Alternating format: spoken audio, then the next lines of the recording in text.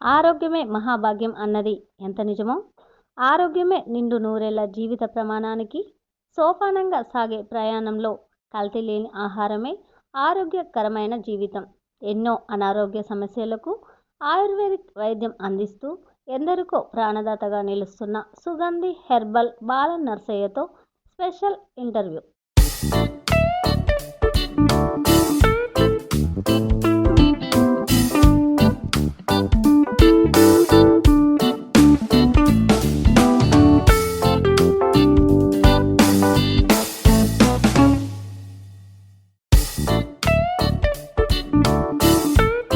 ప్రవర్తిస్తాం, కానీ అది మనకు ఖర్చినట్లయితే మనం వెంటనే ఇక్కడ నేలవేము అని ఉంది. ఇది నేలవేము మొక్క. ఈ నేలవేము మొక్క చాలా చేదుగా ఉంటుంది, విపరీతమైన చేదు. ఇది అది ఖర్చిన వెంటనే ఒక గుప్పెడు ఆకులు తీసుకొని నమిలి మింగినట్లయితే దాదాపు అర్ధ గంటలో విషం తగ్గిపోతుంది.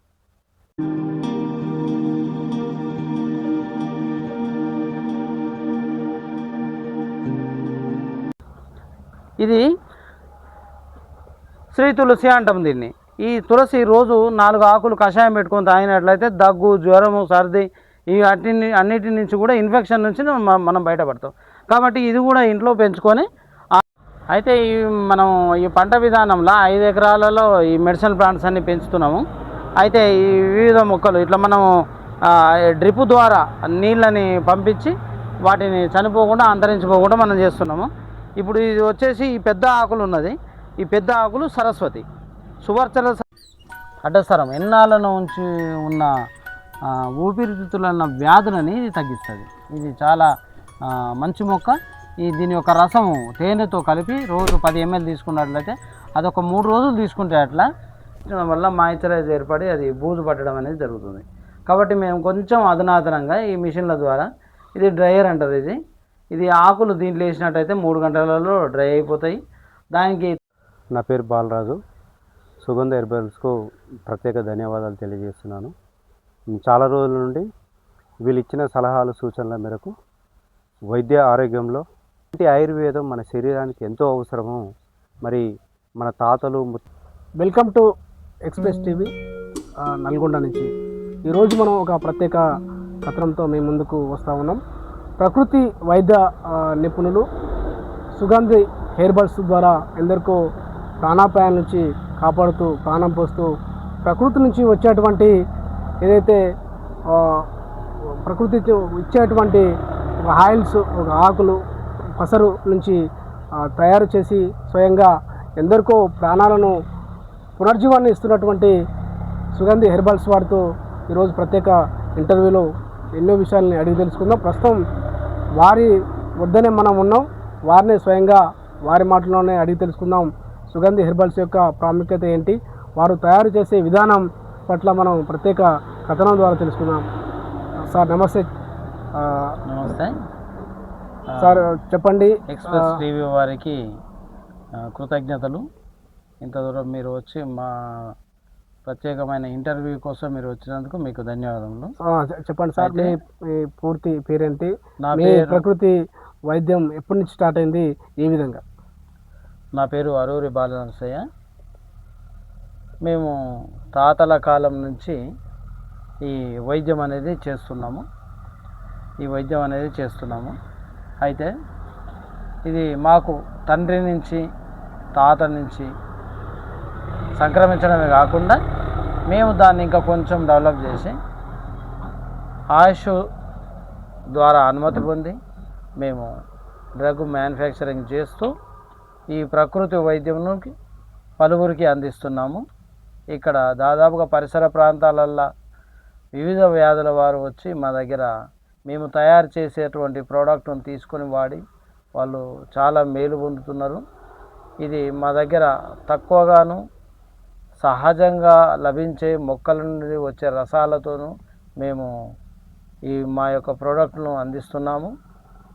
ఈ పరిసర ప్రాంతాల్లో ఉన్న వారు కిడ్నీ రాళ్ళకే కానీ, గాల్ బ్లాడర్ రాళ్ళకే కానీ, అల్సర్ ప్రాబ్లంకు, పుండుకు, గాయానికి, షుగరుకు, వెయిట్ తగ్గడానికి, తక్షణ ఉపశమనం పొందడానికి మా దగ్గరికి వస్తుంటారు. వాళ్ళకు మంచి రిలీఫ్ ఉంటుంది. దాదాపు మేము ఇక్కడ నడిపియబట్టి ఒక 10 సంవత్సరాలు అవుతుంది సార్. Okay sir.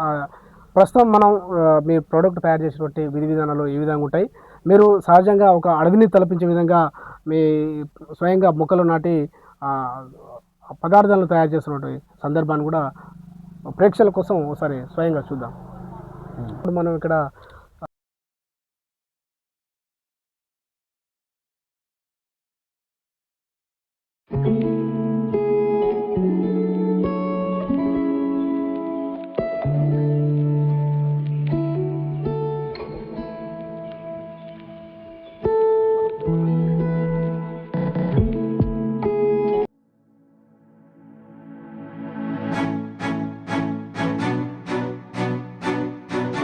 స్వయంగా ఇక్కడ పరిశీలించినట్లయితే మీరు ప్రకృతి నుంచి అనేక మొక్కలను కూడా ఇక్కడ స్వయంగా తయారు చేస్తున్నారు. దాని మొక్కలు పెట్టి ఏ విధంగా ఆ మొక్కలు సేకరించడం జరుగుతుంది, సేకరించిన మొక్క ఎక్కడి నుంచి తీసుకొస్తారో, ఏ విధంగా ఎన్ని రోజులు పడుతుంది ఒక ప్రోడక్ట్ని తయారు చేయడానికి. ఒక కిడ్నీకి సంబంధించినటువంటి కొంచెం ఆయిల్ కావచ్చు, లేకపోతే రకరకాల చికిత్సలు మీ వద్ద ఉన్నాయి. సో ఎట్లా ఈ ప్రాసెస్? మేము ఇక్కడ ఒక 4 సంవత్సరాల నుంచి మొక్కలు సేకరించి అంతరించిపోతున్నటువంటి ఈ దీర్ఘకాలికంగా బ్రతికేటటువంటి పెద్ద మొక్కల నుంచి చిన్న మొక్కల వరకు, అంటే చిన్న మొక్కల్ని దాదాపుగా హెర్బల్స్, పెరటి తోట మొక్కలు అవి అంటారు. వాటి నుంచి మేము మందులు తయారు చేసి వాటిని స్వల్పకాలంలో తగ్గే వ్యాధులకు ఇస్తుంటాము. దీర్ఘకాలికంగా అయితేనేమో అడవుల నుంచి సేకరించి వాటిని స్టోర్ చేసి వాటి నుంచి రసాలను, కషాయాలను, పౌడర్లను గోళీల రూపంగా తయారు చేసి వాళ్ళకి ఇస్తుంటాము. ఇది మా దగ్గర దాదాపు 5 ఎకరాల స్థలంలో వివిధ రకములైన మొక్కలు, దాదాపు 80 రకాల మొక్కలు మా దగ్గర ఉన్నవి. ఈ 80 రకాల మొక్కలు కూడా ప్రకృతిలో అంతరించిపోతున్నాయి. అక్కడ అడవుల నుంచి సేకరించినటువంటి మొక్కలు మన దగ్గర సేద్యం చేస్తే అవి కొన్ని బ్రతుకుతాయి, కొన్ని బ్రతకవు. బ్రతకని మొక్కలను సేకరిస్తుంటాం. బ్రతికే మొక్కల్ని కల్టివేషన్ చేస్తూ మనము ఆయుర్వేద మందులను తయారు చేయడమే కాకుండా ఎవరైనా ఇంకా పెంచదలుచుకున్న వాళ్ళకు కూడా ఈ మొక్కలు కల్టివేషన్ చేసి ఇస్తుంటాం. ఏం చేస్తామంటే చిన్న మొక్కల నుంచి రసాలను తీసి వాటిని ఫర్మెంటేషన్ చేసి వాటిని కషాయాల రూపంలో, అరిష్టాల రూపంలో మనము ప్రోడక్ట్ తయారు చేసి ఇస్తుంటాము. మా దగ్గర దాదాపుగా ఆయుష్ నుంచి అప్రూవల్ అయిన ప్రోడక్ట్లు 4 ఉన్నవి. అవి నెఫ్రోప్రో అని, ఇమ్యూన్ ప్రో అని, డయాకేర్ అని, ఈ 3 ప్రోడక్ట్లు మేము బాగా ప్రాచుర్యంలో ఉన్నవి ఇస్తుంటాము. వాటి వల్ల అనేక వ్యాధులు, ఒక వ్యాధి కాకుండా చాలా రకాల వ్యాధులు తగ్గుముఖం పడినట్లు మనం గ్రామస్తుల నుంచి కానీ ఇతర ప్రాంతాల నుంచి కానీ మనం వాళ్ళ అనుభవాలను మనం సేకరించినాము. సో చెప్పండి, ముఖ్యంగా ఈ వృత్తిని ఎంచుకోవడానికి కారణం ఏంటి? సో మీ కుటుంబ నేపథ్యం నుంచి ఏమన్నా ఆనవాయితీగా వస్తుందా ఇది? అయితే మాకు మా నాన్న ఇంటి దగ్గర ఈ తేలు గరిచినప్పుడు కానీ, పాము గరిచినప్పుడు కానీ, ఈ జెర్రీ గరిచినప్పుడు కానీ, ఏదైనా మానని పుండు తయారైనప్పుడు కానీ, కంటి రూపంలో పుండ్లు తయారైనప్పుడు వాటికి తను కుండలో తయారు చేస్తూ ఈ తీరిక సమయంలో వాళ్ళకి మందులు ఇచ్చి వాళ్ళని బాగు చేసేవాడు. అయితే నేను చిన్నప్పటి నుంచి బై బర్త్ నుంచే ఈ చెట్లపైన అవగాహన ఉంది నాకు మా తండ్రి ద్వారా. అయితే ఇది నేను బేస్ చేసుకొని ఒక బేస్మెంట్ లాగా దాన్ని ఎన్నుకొని ఇది పలువురికి ఉపయోగపడే విధంగా కమర్షియల్గా పెద్ద ఎత్తున చేస్తే చాలా బాగుంటుంది. ఇది మా ఊరి వరకే పరిమితమైంది కదా, ఇంకా ఇతర ప్రాంతాలకు కూడా ఇది చేస్తే చాలా బాగుంటుందనే ఉద్దేశంతో ఈ రంగంలోనికి నేను రావడం జరిగింది.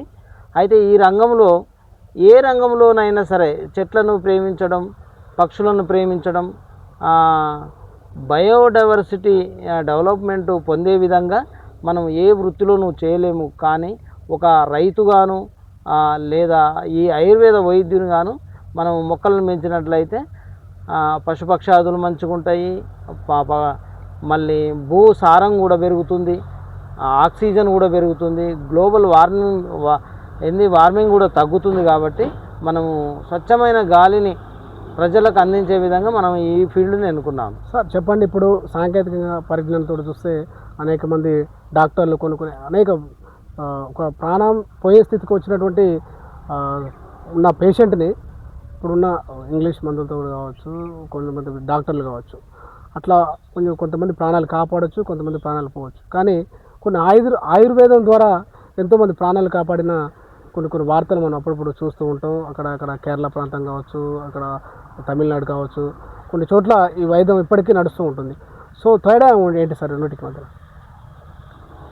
ఇది న్యాచురల్గా సహజ సిద్ధమైన వైద్యం. ఇది మన వంటింటి నుంచి, పెరటి తోట నుంచి, మన వ్యవసాయ భూమి నుంచి మనం దీన్ని వైద్యంగా ఎంచుకొని చేసుకోవచ్చు. దీంట్లో అనేక విధమైన మేలులే తప్ప ఇతర దుష్పరిమాణాలు అయితే లేవు, సైడ్ ఎఫెక్ట్లు లేవు. ఇది నేచురల్గా మనం ఈ ఆహారం నుంచి ఎక్స్ట్రా ఆహారం అనేది తయారు చేసుకొని తీసుకుంటాము. ఈ ఆయుర్వేద వైద్యంలో అన్ని పోషకాల సమూహంగా మనం టోటల్గా శరీరం మీద పనిచేస్తుంది. కాబట్టి ఇది నమ్మదగిన వైద్యము, ఇది నమ్మదగిన ఆహారము. కాబట్టి ఇది బై బర్త్ నుంచి కూడా చచ్చే వరకు కూడా ఈ వైద్యమును తీసుకోవచ్చు. అలోపతి వైద్యము ఒక తరహాలో పనిచేస్తే, యునాని వైద్యం ఒక తరహాలో పనిచేస్తే, ఈ ఆయుర్వేద వైద్యం కూడా మంచి తరహాలో పనిచేస్తుంది. కాబట్టి ఈ ఆయుర్వేద వైద్యము వాడి దీర్ఘకాలిక వ్యాధులే కాకుండా తక్షణ ఉపశమనము అంటే ఫాస్ట్ రిలీఫ్ కూడా ఈ ఆయుర్వేద వైద్యంలో ఉంది. కాబట్టి మేము 10 ఏళ్ల సంధి మేము చేస్తున్నాము.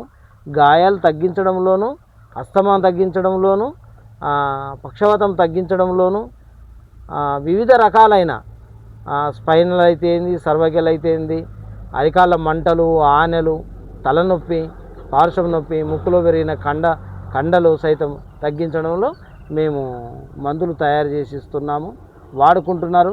చాలామంది సుగంధి హెర్బల్స్ దగ్గర మంచి మందులు దొరుకుతాయనే ఒక మంచి పేరు మాకుంది.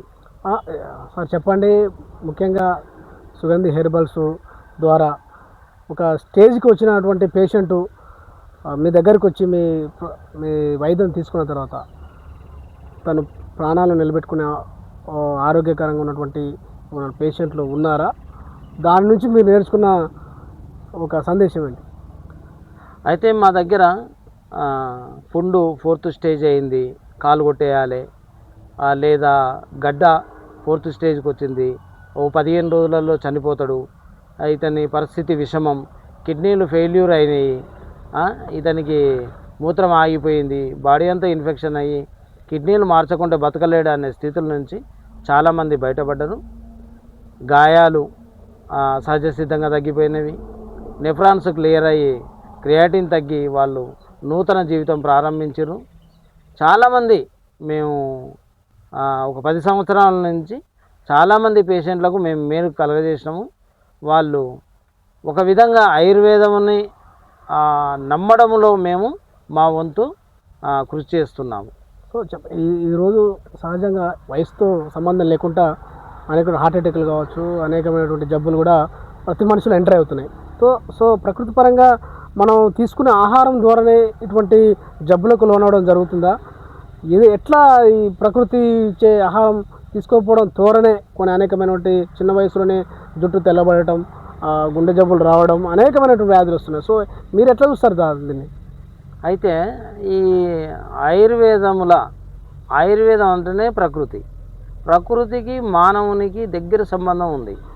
ఈ ప్రకృతిలో లభించే ఆహార పదార్థాల ద్వారా మనం నిత్యము దాన్ని తీసుకున్నట్లయితే మనము ఇమ్యూనిటీ పవర్ పెంపొందించుకున్న ద్వారా వ్యాధులను తగ్గించుకోవచ్చు. కానీ క్రమశిక్షణ రాహిత్యము, యోగా చేయకపోవడం వల్ల, దినచర్య సరిగ్గా చేయకపోవడం వల్ల, ఏదో ఒక పదార్థంలో బాగా ఇమ్యూనిటీ ఉందని ఆ పదార్థంను ఎక్కువ వాడటం వల్ల కూడా కొన్ని వ్యాధులు మనం తెచ్చుకునేటట్లయితుంది. ఇప్పుడు నట్స్ ఉన్నవి, అవి విపరీతంగా ఈ మధ్యకాలంలో తినడం ప్రారంభించారు. ఆ నట్స్ డైలీ తీసుకోవడం వల్ల ప్రోటీన్ ఎక్కువయ్యి సన్నని నరాల మీద భారం పడి అవి ఇన్ఫెక్షన్కి గురయ్యి మనం వ్యాధి బారిన పడుతున్నాము. అట్లనే ఈ మధ్యకాలంలో బాగా గుండె నొప్పులు అని, అల్సర్ నొప్పులని, ఊపిరి ఆగిపోవడం, ఊపిరితిత్తులు ఫెయిల్ అవ్వడం అనేవి బాగా జరుగుతున్నాయి. దీనికి ఖచ్చితంగా యోగా అనేది ప్రతి ఒక్కరూ చేసుకుంటూ ఈ ప్రకృతి వైద్యమును ఆసరాగా తీసుకుంటే మన ప్రాణాలు 100కు 100% 100 ఏళ్ళే కాకుండా ఇంకా 120 ఏళ్ళు కూడా బతికే అవకాశం ఉంది.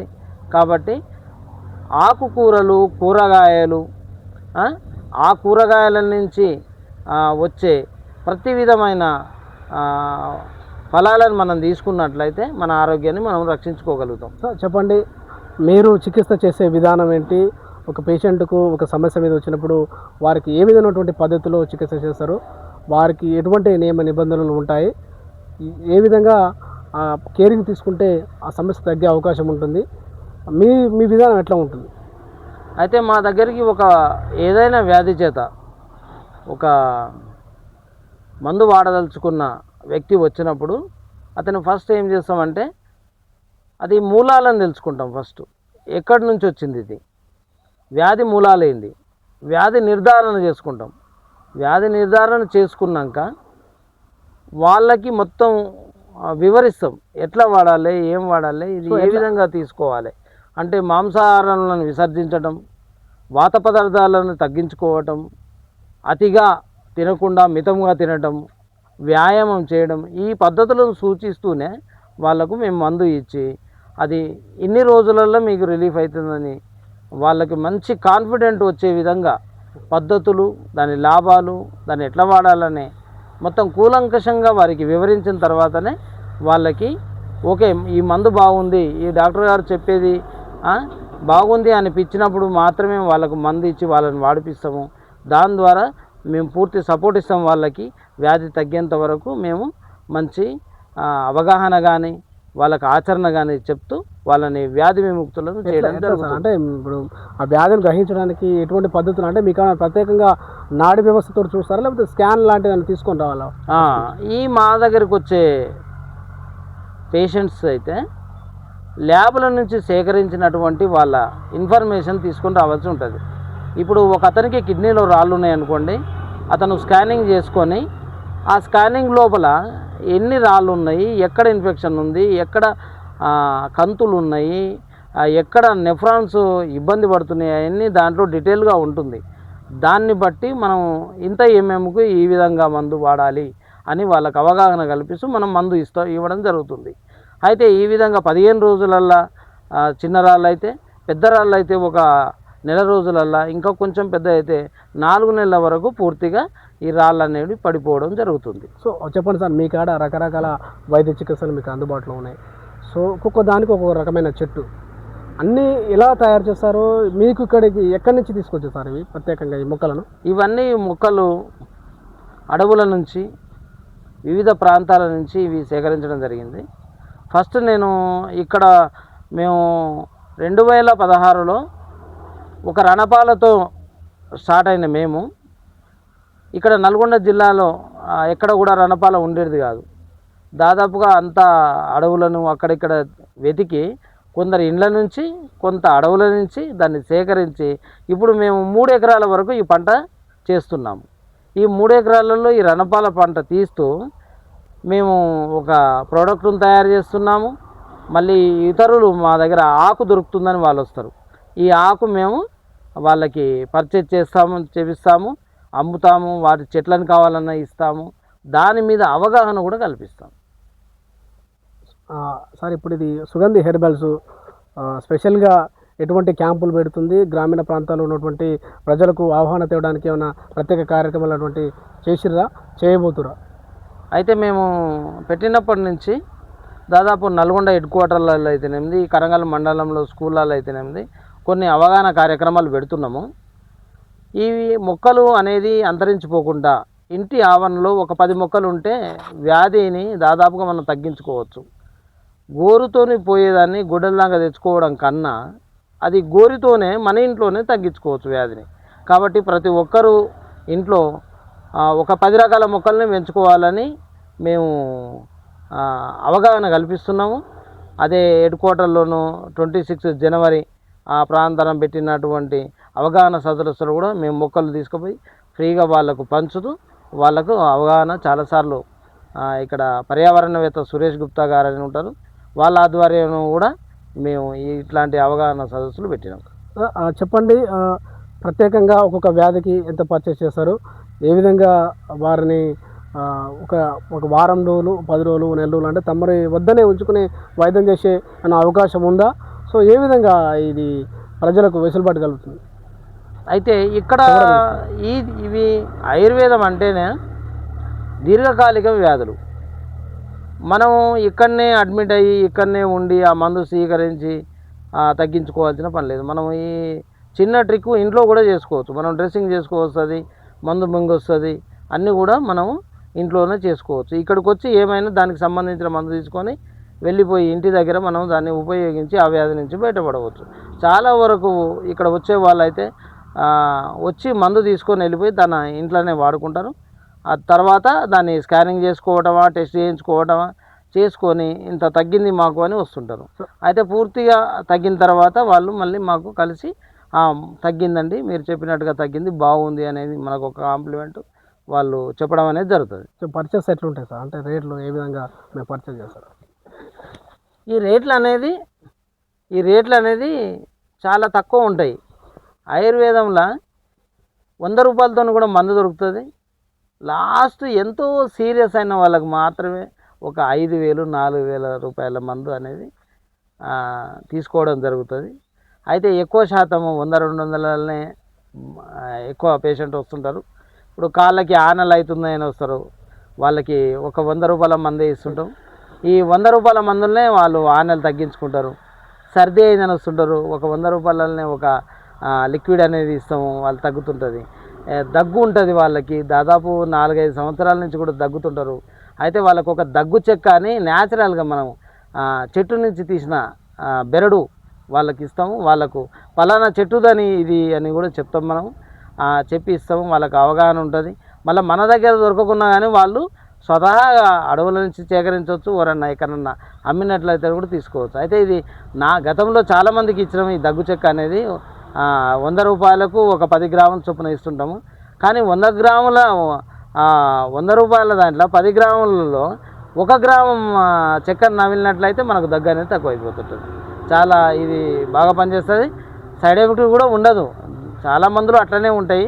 కానీ ప్రజలందరూ ఏం చేయాలంటే దీని ఆయుర్వేదం పట్ల అవగాహన పెంచుకొని ఇంటి నుంచే మనము సమయాన్ని వృధా చేయకుండా, మన శరీరాన్ని పాడు చేసుకోకుండా, అంగవైకల్యం అనేది తెచ్చుకోకుండా ఇది వాడుకోవచ్చు. చాలా నమ్మదగినది ఆయుర్వేదం. మన భారతదేశం ప్రాచీనం నుంచి 1000 సంవత్సరాల నుంచి ఈ ఆయుర్వేదం అనేది ఋషుల ద్వారా, దేవతల ద్వారా మనకు సంతృప్తి ఇచ్చింది. కాబట్టి దీన్ని అంతరించిపోకుండా మనము వాడుతుంటే 4 చెట్లను పెంచినట్టు ఉంటుంది, ప్రకృతికి మేలు చేసినట్టు ఉంటుంది. కాబట్టి అందరూ కూడా సహృదయంతో ఆలోచన చేసి ఈ ఆయుర్వేదం వైపు మక్కువ పెంచుకోవాలని నేను ప్రజలందరినీ కోరుకుంటున్నాను. సో ఇది మన ఎవరైతే వయసుతో సంబంధం లేదు, అనేక రకాలుగా వచ్చేటువంటి జబ్బులకు ప్రత్యక్షంగా పరోక్షంగా మనం తీసుకున్నటువంటి ఆహార లోపమే, మనం ప్రతి ఇంటి నుంచే స్వయంగా ఒక మొక్కను నాటుకొని ఆరోగ్యకరమైన ఉండే జీవితాన్ని పొందే విధంగా ప్రజలు అలవాటు చేసుకోవాలని, తమ ఆరోగ్యాలను కాపాడుకొని నిండు నూరేళ్ళు జీవించే విధంగా మన చేతిలోనే మన ప్రాణాలు ఉన్నాయనే విధంగా ప్రముఖ ఆయుర్వేద నిపుణులు బాలనరసింహ చెప్తా ఉన్నారు. మరొక ఇంటర్వ్యూతో మళ్ళీ కలుసుకుందాం. చూస్తూనే ఉండండి ఎక్స్ప్రెస్ టీవీ. కెమెరామెన్ బాలరాజుతో రాజశేఖర్.